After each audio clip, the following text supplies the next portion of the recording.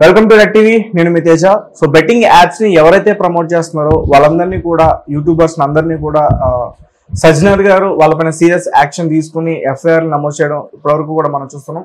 అయితే రీసెంట్ గా ఈ రోజు పంజాగుట్ట పోలీస్ స్టేషన్ కి ఒక బాధితుడు వచ్చాడు. నేను Fun88 అనే ఒక యాప్ ద్వారా బెట్టింగ్ ఆడాను, చాలా డబ్బులు నష్టపోయాను. సో ఇది అన్స్టాపబుల్ షోలో చూసే నేను ఆ యాప్ ని డౌన్లోడ్ చేసుకున్నానంటూ కూడా అతను చెప్పడం జరిగింది. సో ఆ యాప్ కి సంబంధించి హోస్ట్ గా బాలకృష్ణ గారు ఉన్నారు. ఆ షోకి సంబంధించి హోస్ట్ గా బాలకృష్ణ గారు ఉన్నారు. అలాగే ఆ షోని నిర్వహిస్తుంది అల్లు అరవింద్ గారు. మరి వారిని కూడా అరెస్ట్ చేస్తారా, మరి ఏంటి? సో ఇదే విషయం మనతో పాటు డిస్కస్ చేయడానికి సీనియర్ జర్నలిస్ట్ భరద్వాజ్ గారు ఉన్నారు. ఆయనతో మాట్లాడదాం. నమస్తే సార్. నమస్తే అండి. సో మరి సజ్జనర్ గారు ఈ యూట్యూబర్స్ పైన, ఆర్టిస్టుల పైన తీసుకున్న రియాక్షన్ ఈ సినిమా ఇండస్ట్రీకి సంబంధించిన బాలకృష్ణ, అల్లు అరవింద్, మరి వాళ్ళ మీద కూడా ఉంటుందా? అంటే ఇక్కడ బాలకృష్ణ, ప్రభాస్, లేకపోతే మహేష్ బాబు, పవన్ కళ్యాణ్ వీళ్ళందరూ వచ్చారు ఆ షోకి. అవును. సో ఈ వచ్చిన వాళ్ళందరికీ అంటే అక్కడ బ్రాండింగ్ జరిగింది. బ్రాండింగ్, సెట్ బ్రాండింగ్ అంటున్నారు. ఆ సెట్ బ్రాండింగ్ లో ఈ Fun88 అనేటువంటి దాన్ని కూడా వేశారు. అలాగే వాళ్ళు ఇచ్చినటువంటి ఈ బహుకరణాలు జరిగినాయి కదా, గిఫ్ట్ హ్యాంపర్స్, వాటి మీద కూడా వీటన్నిటి పేర్లు ఉన్నాయి. దానిలో ఈ Fun88 పేరు కూడా ఉంది.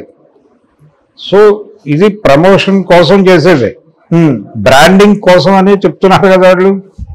ఎవరు తీసుకొస్తారు ఈ బ్రాండింగ్?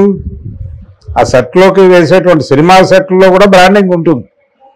సినిమాలో ఇన్సైడ్ బ్రాండింగ్ ఉంటుంది. ఇన్సైడ్ బ్రాండింగ్ అనేది ఒక వ్యాపారం. అంటే మీరు ఒక స్ట్రీట్ ఫైట్ తీస్తూ ఉంటారు, అక్కడ కొన్ని లోగోలు, కొన్ని హోర్డింగ్స్ కనిపిస్తాయి. ఇదంతా బ్రాండింగే. దానికి డబ్బులు సేకరిస్తారు, డబ్బులతోనే జరుగుతుంది ఆ పని. సో అలాగే ఈ సెట్ లో కూడా జరిగింది. ఈ సెట్ ఎవరిది? ఆ షో ఎవరిది? ఆహాది. అవును. సో ఆ బ్రాండింగ్ వ్యవహారం అంతా డిజైన్ ఎవరు చేసుంటారు? ఆహా టీం చేసుంటుంది ఖచ్చితంగా. సో కేసు ఎవరి మీద పెట్టాలి ఇప్పుడు? ఆహా మీద పెట్టాలి, అల్లు అరవింద్ మీద పెట్టాలి. సో అల్లు అరవింద్ మీద కేసు పెట్టాలి. బాలకృష్ణకి తెలిసి అంటే అంత డీటెయిల్లోకి వెళ్ళుంటాడు ఆయన. మీరు అంటే ఒక తప్పు, ఇప్పుడు ఎవరైనా సరే ఒక సెట్లో ఒక నటించటము లేకపోతే ఏది చేసినా అంటే ఆర్టిస్ట్ అనేవాడు ఎంత కాన్షియస్గా ఉండాలో ఈ ఇన్సిడెంట్ నుంచి మాకు తెలుస్తోంది. బాలకృష్ణ గారు హోస్ట్ చేస్తున్నారు కాబట్టి ఈ షోకి వెళ్ళటం వల్ల మనకు వచ్చిన నష్టమేం లేదు అనుకుంటే కుదరదు. అది అక్కడికి వెళ్ళి, అయ్యా మీరు ఏం సెట్ చేస్తున్నారు, ఆ సెట్లో బ్రాండింగ్ ఉందా, ఏ సంస్థలని బ్రాండ్ చేస్తున్నారు, ఇవన్నీ కనుక్కుని వీటన్నిటి గురించి ఎంక్వైరీ చేసి ఇందులో ఏవి జెన్యూన్, ఏవి నాట్ జెన్యూన్, మీ దానిలో జెన్యూన్ కానీ 2-3 పేర్లు కనిపిస్తున్నాయి, వీటిని బ్రాండింగ్ నుంచి మీరు తొలగించగలిగితే నేను వస్తాను. ఇది మిమ్మల్ని కించపరిచినట్టు లేకపోతే అక్కడ హోస్ట్ గారిని కించపరిచినట్టు కాదు, నాకు దాని పట్ల అభ్యంతరం ఉంది అని చెప్పచ్చు. అలాగే ఒక పత్రికా ప్రకటన కూడా విడుదల చేయవచ్చు. అవును. ఫలానా షోలో ఫలానా బ్రాండింగ్ వలన నేను ఆ షో బహిష్కరిస్తున్నాను. నేను బహిష్కరిస్తున్నానంటే ఇన్ ది సెన్స్ అది ఉందనే, అంతే తప్ప ఆ హోస్ట్ పట్ల నాకు అగౌరవం లేదు, పరిపూర్ణ గౌరవం ఉంది. అలాగే ఆ యాప్ ఎవరైతే ఇప్పుడు ఆహా కూడా ఒక యాపే కదా, ఆహా అనేటువంటి యాప్ యాజమాన్యం పట్ల కూడా నాకు గౌరవం ఉంది. కానీ ఇది ఎందుకు వచ్చింది బ్రాండింగ్ లో, నేను నా విచక్షణ మేరకు వద్దనుకుంటున్నా అని ఒక పేపర్ ప్రకటన ఇస్తే ఇంకా అద్భుతంగా ఉండుండేది. కానీ అంత కాన్షియస్ గా ఆలోచించకపోవడం వల్లనే ఇప్పుడు ఆల్రెడీ కేసులో ఇరుక్కున్నటువంటి వాళ్ళందరూ కూడా ఇంత డీటెయిల్డ్ గా ఆలోచించక, అంటే బ్రాడ్ గా ఇది ఏ యాప్ అనే దానిలో ఒక జ్ఞానం ఉంటుంది. ఏది ఇప్పుడు మాకు తెలిసి చేసాం, తెలివి చేసాం ఇలా మారుతున్నారు. లేదు అదంతా జెన్యూన్ గానే ఉంది, నేను ఎండార్స్ చేశాను విజయ్ దేవరకొండ అన్నాడు. నేను ఎప్పుడో 9 ఏళ్ల క్రితం చేశానని ప్రకాష్ రాజ్ గారు అంటున్నాడు. మీరు 9 ఏళ్ల క్రితం చేసినా ఏదో అన్ని వెరిఫై చేసుకున్నా దాని పరమోద్దేశం ఏమిటో మీకు తెలుసు కదా.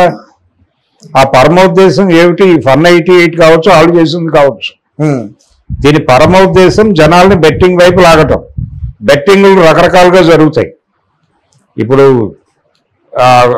సంక్రాంతికి కోళ్ల పందాలు ఎక్కడో జరుగుతాయి భీమవరం దగ్గర. అవును. అక్కడ జరిగే కోళ్ల పందాలకు ప్రపంచవ్యాప్తంగా బెట్టింగ్లు కట్టిస్తారు. అక్కడ కెమెరాలు పెట్టి లైవ్ ఇస్తారు. ఈ లెవెల్లో జరుగుతోంది కథ.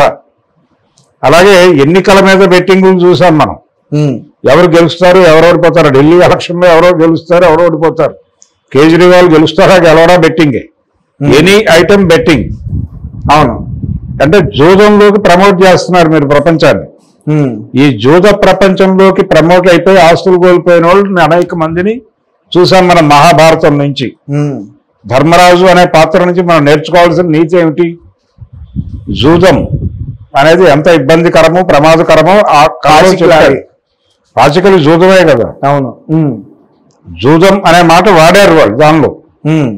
సో అదే మీరు ఆన్లైన్లో చేయిస్తున్నారు. దాన్ని మీరు ప్రమోట్ చేస్తున్నారు, ఎండార్స్ చేస్తున్నారు. మీ ముఖాలు చూసి చాలా మంది దానిలో ఎంటర్ అవుతున్నారు, కాలిపోతున్నారు, తగలబడిపోతున్నారు, ఆత్మహత్యలు చేసుకున్నారు. అవును. ఎవరు రెస్పాన్సిబిలిటీ దీనికి? ఆ జ్ఞానం ఉండాలిగా మీకు. ఎక్కడ ఏ ఏరియాలో మనం ప్రమోట్ చేస్తున్నామని. ఆ ప్రమోట్ చేస్తున్న ఏరియాలో మీకు ఒక జ్ఞానం ఉంటే మీరు అప్పుడే వద్దని చెప్పేవారు.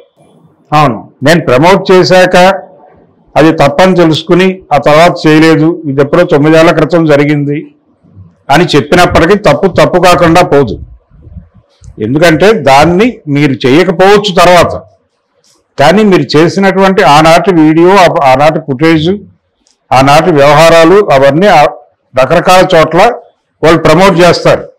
అది మీకు తెలియకపోవచ్చు, కానీ మీ ముఖం చూసి చాలా మంది తగలబడిపోవచ్చు. దానికి అవకాశం ఇచ్చింది మీరే అయి ఉంటారు. దానికి బాధ్యత, నైతిక బాధ్యత మీరు వహించి తీరాల్సి ఉంటుంది. అందుకని చాలా మంది ఈ ఏరియాలో రకరకాలుగా ఇరుక్కున్నారు. ఈ బ్రాండింగ్ వ్యవహారం అరవింద్ గారికి తెలిసి ఉండకపోవచ్చు. అంటే ఆ సెట్ వ్యవహారం బ్రాండింగ్ చేస్తారు, ఎంత వస్తుంది అని చెప్తారు అక్కడ, ఓకే. కానీ ప్రతిదీ క్లీన్ గా అబ్జర్వ్ చేయాల్సిన అవసరం ఉంది అనేది ఇప్పుడు జ్ఞానం వస్తోంది.